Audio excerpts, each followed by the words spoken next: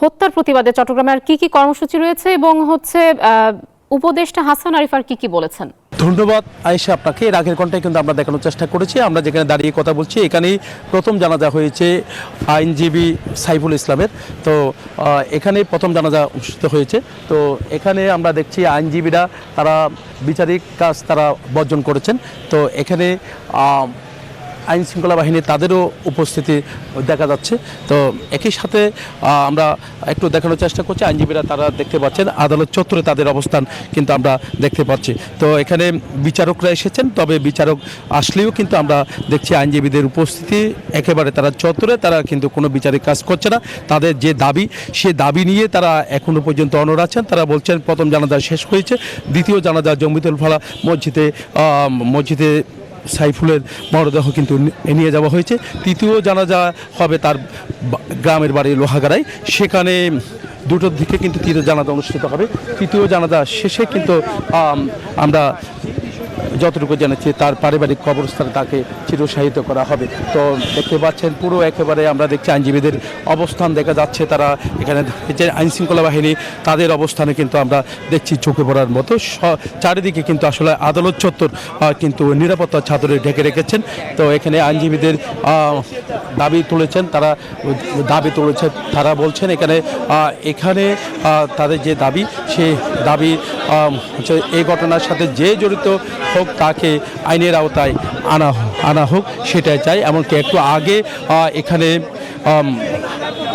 এসেছেন, আমরা দেখেছি এই জায়গায় যে উপদেষ্টা হাসান আরিফ তিনি এসে কিন্তু এই ঘটনার সাথে যে জড়িত হোক তাকে আইনের আওতায় আনার দাবি কিন্তু হাসান আরিফ ঘোষণা করেছেন।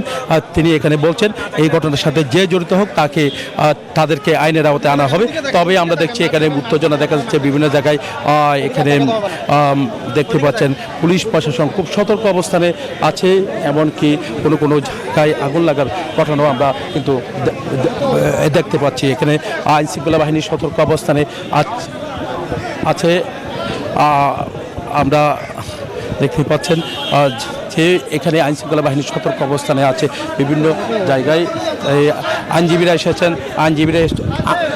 ছুটে এসেছেন, আমরা একটু দেখানোর চেষ্টা করছি। এখানে যারা এসেছেন তাদের সাথে আমরা আইনজীবীদের সাথে কথা বলেছি, তাদের যে দাবি সেই দাবি নিয়ে এখনো পর্যন্ত তারা অবস্থান নিচ্ছেন। তো এই ছিল আমার এখানকার সর্বশেষ। ফিরে যাচ্ছে আমার সহকর্মী অপেক্ষা করছেন সহকর্মীর কাছে। জমিতুল ফালা ময়দানে, যেখানে আসলে আইনজীবী সাইফুল আরিফের ভিডিও জানাজা এবং আপনারা দেখতে পাচ্ছেন আলিফের মরদেহ কিন্তু এই জমিতুল ফালা ভিডিও জানাজার মাঝখান নিয়ে আসা হয়েছে। আপনারা দেখতে পাচ্ছেন এখানে কিন্তু লাখে মানুষ সাইফুল আলিফের অংশ নেওয়ার জন্য চলে এসেছেন। আপনারা দেখতে পাচ্ছেন লোকারণ্য হয়ে গেছে জমিতুল ফালা যেটা জাতীয় ঈদগাহ ময়দান, সেখানে আলিফের জানাজায় অংশ নেওয়ার জন্য আপনার জন্য সকাল 10:30টার দিকে পেটবিলি এলাকায় যেখানে কর্মস্থল ছিল সেই কর্মস্থলে তার জানাজা প্রথম জানাজা অনুষ্ঠিত হয়। সেই প্রথম জানাজা শেষে কিন্তু দ্বিতীয় জানাজার স্থান নির্ধারণ করা হয় নগরের জমিতুল ফালা জাতীয়।